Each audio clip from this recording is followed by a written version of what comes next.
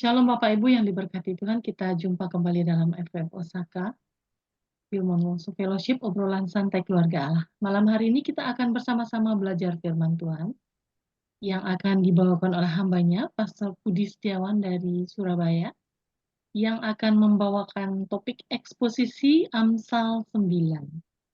Waktu kami berikan. Silakan Pastor. Ibu, terima kasih sekali lagi untuk kesempatan bisa berbagi dengan Bapak Ibu semua pada malam hari ini. Malam hari ini kita akan mengupas Amsal pasal yang ke-9 ya. Kalau kita lihat judulnya Undangan Hikmat dan Undangan Kebodohan. Dari judulnya saja kita sudah bisa mengetahui bahwa Amsal pasal 9 ini memberikan kepada kita dua pilihan, undangan hikmat dan undangan kebodohan. Nah, bicara tentang pilihan, tentu kita semua menyadari bahwa hidup ini adalah sebuah pilihan, ya. Dari suka atau tidak suka, kita diperhadapkan pada pilihan-pilihan, dan kita harus memilih, ya, karena pilihan kita akan menentukan masa depan kita. Nah, apa yang kita harapkan terjadi 5 tahun dan 10 tahun yang akan datang itu ditentukan oleh pilihan kita pada hari ini. Karena itu jangan salah pilih, ya. Karena kalau kita salah pilih, dampaknya akan sangat fatal dan merugikan kehidupan kita sendiri. Nah, sebabnya hari ini kita akan belajar dari kitab Amsal pasal 9 tentang hikmat dan kebodohan. Kalau kita melihat di sini dalam ayat yang pertama, bisa minta tolong ditampilkan Bu Ayu.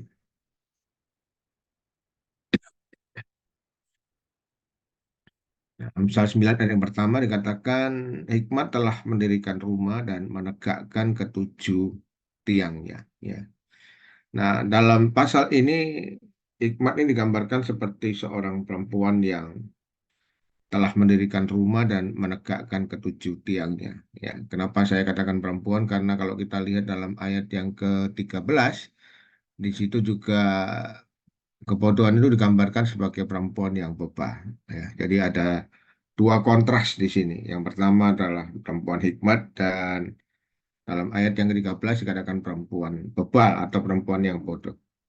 Nah, dikatakan perempuan hikmat itu telah mendirikan rumah dan menegakkan ketujuh tiangnya. Nah, bicara tentang rumah tentunya tidak semerta-merta langsung jadi ya. Nah, ada persiapan, ada hal-hal yang harus dikerjakan sebelum. Demikian juga dikatakan menegakkan ketujuh tiangnya. Ini bicara tentang satu kondisi, satu rumah yang megah ya. Tiang ini bicara tentang keteguhan, tentang penopang. Nah, rumah itu yang dikatakan tujuh tiang artinya sebuah rumah yang sangat megah, yang mulia, yang indah gitu ya. Nah, itulah yang disediakan oleh hikmat. Nah, orang yang memilih hikmat tentu akan dimuliakan. Dikatakan di sini seperti eh, rumah yang besar, yang megah, dan ketujuh tiangnya. Ya, tiang ini di sini bicara tentang keteguhan, bicara tentang kekokohan ya. Nanti artinya hikmat itu adalah sesuatu yang kokoh, yang teguh, yang tak terbantahkan, dan yang tidak tergoncangkan. Kalau kita bandingkan dengan Yakobus 3 ayat 17, dikatakan di situ, tetapi orang yang mempunyai kebijaksanaan atau orang yang berhikmat ya, hikmat yang dari atas adalah pertama-tama dikatakan murni, kemudian suka berdamai, peramah, dan penurut. Ia penuh dengan belas kasihan dan menghasilkan perbuatan-perbuatan yang baik. Ia tidak memihak dan tidak berpura-pura. Ada 7 hal di sini ya. Yang pertama dikatakan murni, artinya ya hidup dalam kemurnian hati nurani yang murni. Nah, itu hikmat yang benar, hikmat yang dari atas. Tidak ada motivasi yang tidak benar. Dikatakan suka berdamai. Ya. Orang Alkitab berkata, kalau perdamaian itu tergantung daripadamu, hendaklah perdamaian itu dimulai dari kamu. Artinya ada satu kehidupan yang suka berdamai, ada kasih yang dibagikan, dikatakan juga peramah dan penurut, artinya taat gitu ya. Ia penuh dengan belas kasihan dan menghasilkan perbuatan-perbuatan yang baik. Ia tidak memihak dan tidak berpura-pura. Nah, inilah 7 hal yang menjadi penopang hikmat ya. Jadi kalau kita bicara tentang hikmat itu bicara tentang sebuah kondisi di mana kita hidup dalam kemuliaan Tuhan, kita hidup dalam perlindungan Tuhan, kita hidup dalam sifat dan karakter yang Tuhan miliki. Ya, kadang-kadang di situ kembali kepada ayat yang pertama, pasal 9 ayat pertama. Hikmat telah mendirikan rumahnya, menegakkan ketujuh tiangnya. Artinya ada jaminan bahwa satu kehidupan yang tidak tergoncangkan, satu kehidupan yang penuh dengan kemuliaan, satu kehidupan yang kuat, ya, karena ditopang dengan tiang-tiang yang megah, ya, dengan ada tujuh. Bicara tujuh bicara tentang kesempurnaan. Jadi satu kehidupan yang solid, satu kehidupan yang tidak tergoncangkan. Nah itu kalau kita memilih hidup dalam hikmat. Dalam ayat yang kedua dikatakan dia telah memotong ternak untuk pesta, mengolah air anggur dan menyediakan hidangan. Nah, hikmat itu juga menyediakan hal-hal yang baik dalam kehidupan kita. Dikatakan memotong ternak untuk pesta, ada pesta. Pesta di sini tentunya bukan pesta yang bersifat duniawi, tapi ada satu kehidupan yang diberkati, satu kehidupan yang penuh dengan kelimpahan. Dikatakan juga mengolah air anggur. Anggur bicara tentang sukacita dan dikatakan menyediakan hidangan. Artinya Tuhan mencukupkan semua yang kita perlukan. Ada sukacita, ada eh, kecukupan ya. Tuhan berikan semua kecukupan. Dikatakan ada pesta. Pesta bicara tentang sesuatu yang bersifat rohani tentunya ya. Ada kemenangan demi kemenangan yang Tuhan berikan. Nah, itu kalau kita hidup dalam hikmat.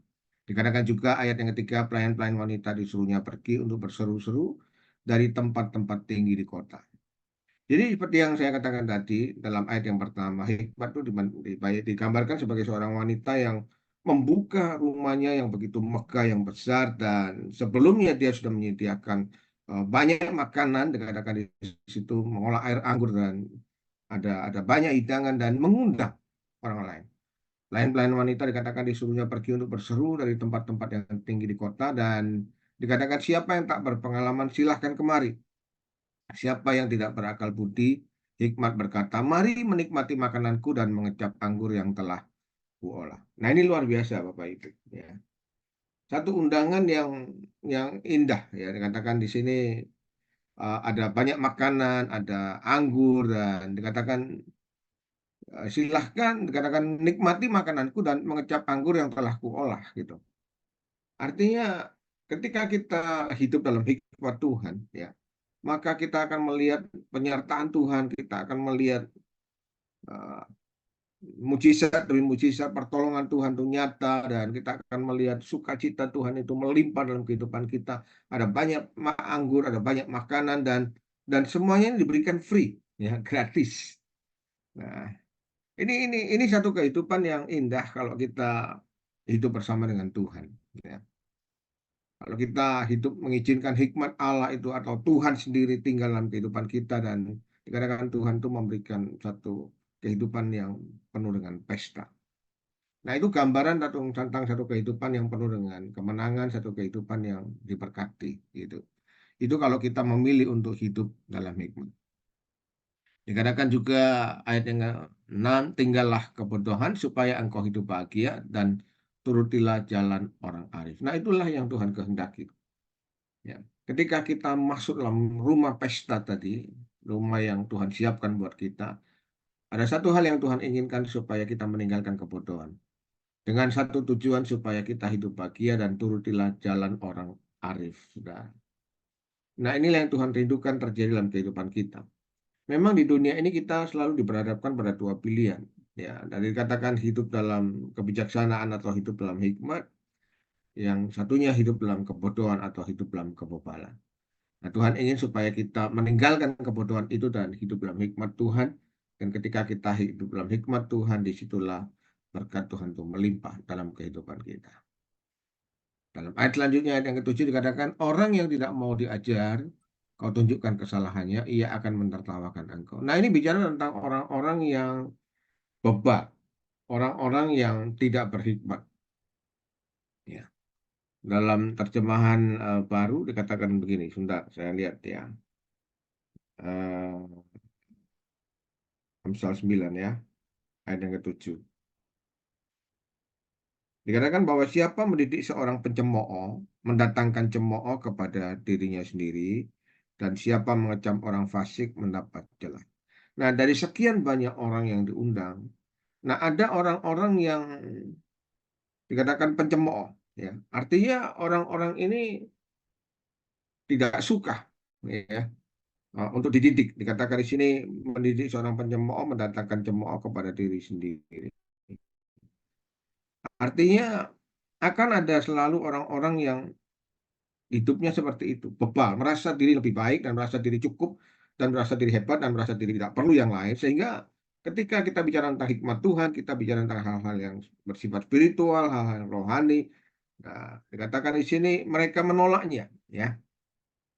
Bahkan mendatangkan cemooh kepada dirinya sendiri dan juga siapa yang mengecam orang fasik mendapatkan celah. Artinya kalau bukan karena Roh Kudus menjamah orang itu dan kalau bukan karena Tuhan yang bekerja dalam kehidupan orang itu, percuma, sia-sia kita bicara tentang hikmat Tuhan, kita bicara tentang sesuatu yang bersifat rohani kepada orang-orang yang bebal, orang-orang yang tidak mengerti tentang kebenaran.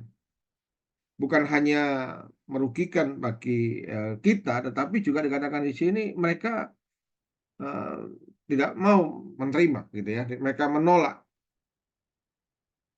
Karena ayat ketujuh, mereka menolak apa yang kita, bahkan mereka mengecam, ya, apa yang kita sampaikan. Itulah sebabnya di tengah-tengah situasi yang seperti itu, kondisi yang ada di dunia ini, mari kita terus hidup dalam hikmat Tuhan. Jangan takut untuk memberitakan kebenaran firman, tetapi selalu ada orang-orang yang seperti itu. Ya. Kemudian ayat yang ke-8, janganlah mengecam seorang penyemooh supaya engkau jangan dibencinya dan kecamlah orang bijak, maka engkau akan dikasihinya. Nah, dikatakan juga selain mereka menolak, juga mereka akan membenci kita. Jadi ada saat-saat di mana kita tidak perlu ngomong banyak hal kepada orang-orang yang seperti itu, Bapak Ibu, supaya mereka tidak membenci kita, ya.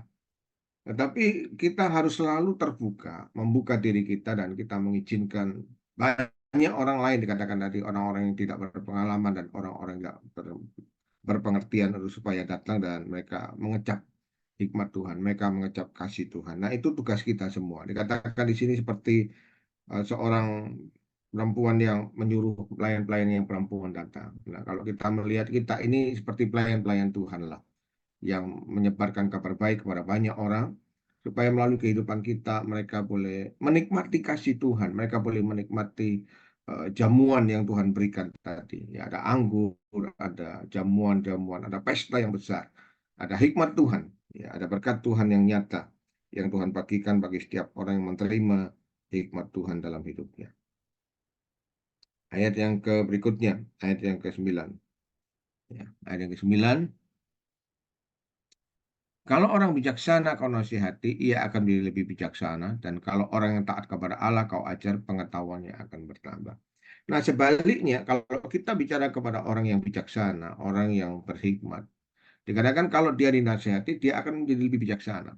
Artinya dia akan belajar untuk menerima nasihat kita. Nah, inilah orang yang berhikmat itu seperti itu, ya. Dia tidak merasa diri lebih hebat, dia tidak merasa diri cukup, tapi dia selalu mau belajar dari orang lain. Nah, hendaklah sifat ini yang menjadi sifat kita, gitu ya, supaya kita mau belajar. Dikatakan orang yang bijaksana dinasihati akan semakin bijak. Dan orang yang taat kepada Allah kau ajar, pengetahuannya akan bertambah.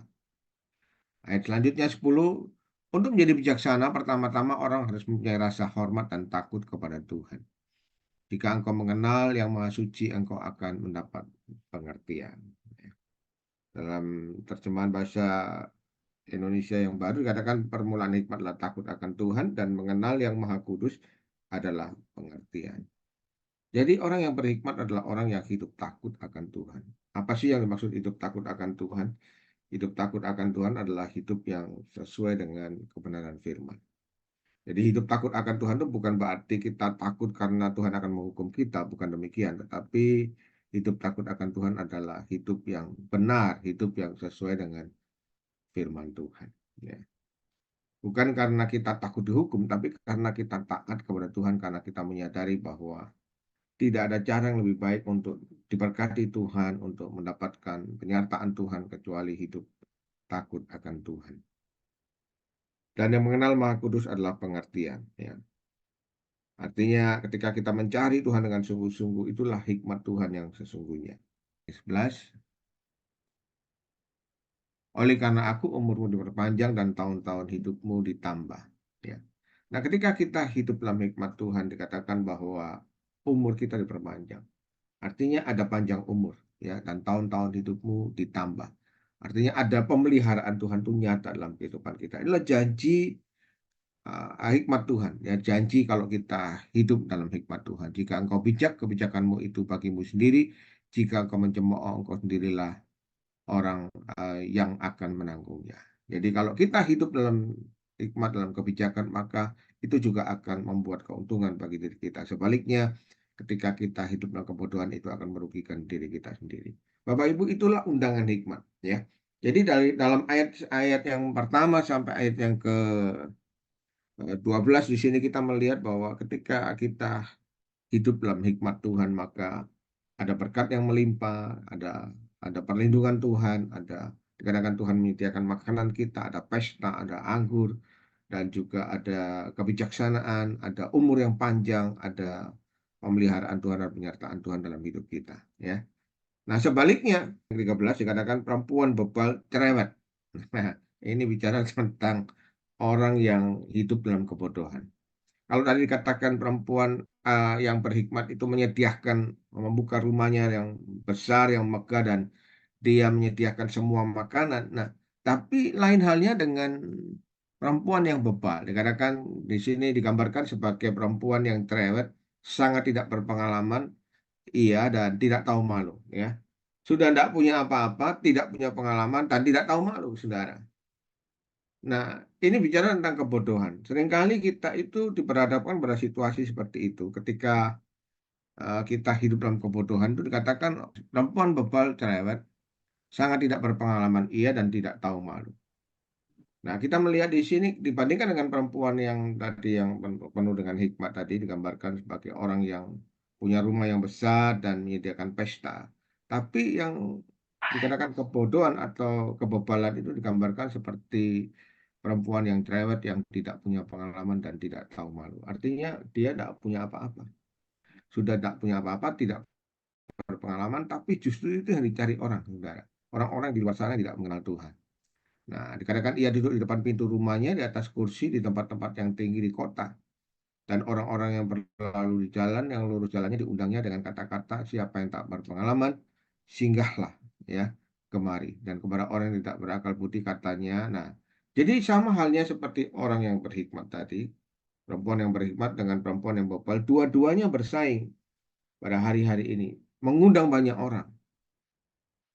Nah, dikatakan kalau orang itu hidup dalam hikmat, dia masuk dalam rumah yang penuh dengan hikmat, dikatakan ada berkat Tuhan. Tapi sebaliknya dikatakan di sini, kalau orang itu masuk dalam rumah yang disebut kebodohan tadi, dikatakan ya di sini yang disediakan adalah air curian yang manis dan roti yang dimakan dengan sembunyi-sembunyi lezat rasanya. Jadi ini bicara tentang satu kondisi yang dia tidak punya persediaan makanan, saudara. Artinya tidak ada sukacita, tidak ada berkat Tuhan, tapi yang ada cuma air curian. Ya, air curian itu air yang diambil dengan tidak baik, gitu ya. Ya, katakanlah hidup dalam kehidupan dosa. Sepertinya manis, dikatakan manis, kesenangan sesaat. Namun sebetulnya, kalau kita lihat ya ayat yang berikutnya, ayat yang ke-16, ayat yang ke-18 dikatakan begitu. Tetapi orang itu tidak tahu bahwa di sana ada arwah-arwah dan bahwa orang-orang yang diundangnya ada di dalam dunia orang mati. Nah, dikatakan di sini sepertinya manis kesenangan sesaat. Dikatakan roti dimakan dengan sembunyi-sembunyi. Artinya sesuatu yang dilakukan dengan tidak baik, ya, dengan motivasi yang tidak benar, ada dosa dan sebagainya. Nah, kelihatannya manis, baik, namun tanpa diketahui di sana dikatakan ada arwah-arwah dan orang yang diundangnya ada dalam dunia kematian. Arti ada kebinasaan, ada penghukuman, ada kebinasaan. Nah, malam hari ini kita belajar bahwa kita sedang diperhadapkan pada dua pilihan. Apakah kita mau memilih hikmat atau memilih kebodohan. Nah, sekarang pilihan ada di tangan kita, ya. Ketika kita memilih hikmat, kita akan mendapatkan kehidupan, kita akan mendapatkan dikatakan seperti pesta tadi, seperti anggur dan ada makanan yang melimpah, ada pemeliharaan Tuhan, ya, dan semuanya gratis, saudara, diberikan, semuanya disiapkan untuk kita. Nah, ini bicara tentang Kristus yang sudah mati di atas kayu salib, yang sudah menyediakan segala sesuatu yang terbaik buat kita. Tapi sebaliknya, saudara, di luar sana juga ada pilihan yang lain, dikatakan pilihan kebodohan, yaitu orang-orang yang hidup dalam kebodohan, orang-orang yang hidup dalam kebobalan. Ya, mereka menganggap diri lebih baik dan mereka menganggap diri hebat dan tidak perlu hikmat Tuhan. Dan dikatakan mereka ini makan dari makanan hasil curian, saudara. Ya, hasil curian. Dan dikatakan air yang dicuri dan makanan yang dimakan dengan sembunyi-sembunyi. Ada sesuatu yang tidak baik. Ya. Kelihatannya memang menyenangkan, tapi pada akhirnya akan membawa kebinasaan. Malam hari ini pilihan ada di tangan kita semua. Apakah kita mau memilih hidup dalam hikmat Tuhan, hidup dalam ketaatan kepada Tuhan, menerima undangan dari Tuhan, atau sebaliknya kita menerima undangan dari dunia, ya, di mana kita akan hidup dalam kebinasaan tanpa kita sadari. Ayat yang ke-18 dikatakan tadi, ya, orang itu tidak tahu. Seringkali kita tanpa kita sadari kita sudah jauh dari Tuhan dan akan membawa kebinasaan dalam diri kita sendiri, akan membawa kerugian bagi diri kita sendiri. Nah, doa saya supaya malam hari ini mari kita hidup taat akan Tuhan, dan bukan hanya itu, tapi seperti dikatakan dalam ayat yang ke berapa tadi, ya, yang ketiga, dikatakan pelayan-pelayan perempuan telah disuruhnya berseru-seru. Biar melalui hidup kita juga menyerukan hikmat Tuhan kepada banyak orang, supaya melalui hidup kita juga ada banyak orang yang boleh bertobat dan mereka boleh menikmati kasih Tuhan, mereka boleh menikmati persekutuan dengan Tuhan, dan berkat Tuhan boleh melimpah dalam kehidupan banyak orang. Ya, saya kira itu saja yang bisa saya sampaikan malam hari ini. Mari kita berdoa. Bapa Surgawi, kami bersyukur bahwa Engkau sudah menyediakan semua hal yang terbaik dalam kehidupan kami, Tuhan. Engkau menyediakan sukacita, Engkau menyediakan hidup yang penuh dengan kelimpahan, Engkau menyediakan pesta dalam kehidupan kami, Tuhan. Ada kemenangan demi kemenangan, ada mujizat demi mujizat dalam hidup kami. Ada penyertaan Tuhan nyata dalam kehidupan kami, Tuhan. Sebaliknya, kami juga melihat ada tawaran-tawaran dunia yang sepertinya manis dan indah dan menyenangkan, namun itu membawa kebinasaan. Tuhan, ajar kami untuk terus hidup dalam kebenaran, hidup takut akan Tuhan, memilih hikmat melebihi daripada yang lain. Karena kami tahu ketika kami hidup dalam hikmat Tuhan, di situ ada berkat Tuhan. Sebaliknya, ketika kami hidup dalam kebodohan dan kebobalan, maka di situ ada kebinasaan. Tuhan, ajar kami untuk hidup taat kepadamu. Dan kami juga berdoa biar melalui hidup kami boleh menjadi berkat bagi banyak orang. Terima kasih Tuhan. Terpujilah namamu, di dalam nama Tuhan Yesus kami berdoa. Amin. Tuhan Yesus memberkati. Tuhan Yesus Ya. memberkati. Amin.